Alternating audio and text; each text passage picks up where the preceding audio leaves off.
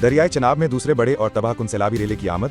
महकमा मौसमियात ने इंतहाई ऊंचे दर्जे के सैलाब की वार्निंग जारी कर दी। ज़राए के मुताबिक आज से मराला और डाउन स्ट्रीम पर एक गैर मामूली और खतरनाक सैलाबी लहर दाखिल होने वाली है।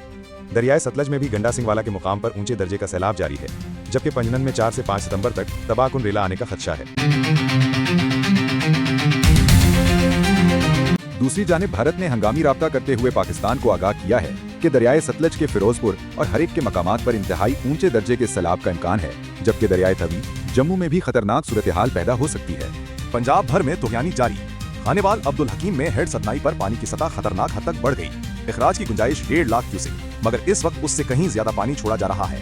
हेड सतनाई को बचाने के लिए माई सफोरा बंद को 2 मकामात से तोड़ दिया गया। दरियाए सतलज में तूफ़ानी से लोधरा और बहावलपुर के 3 बंद टूट गए।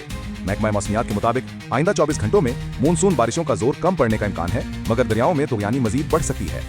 ये सूरत हाल लाखों अफराद के लिए शदीद खतरे की घंटी है। इंतजामिया और रेस्क्यू इदारों को हाई अलर्ट कर दिया गया है।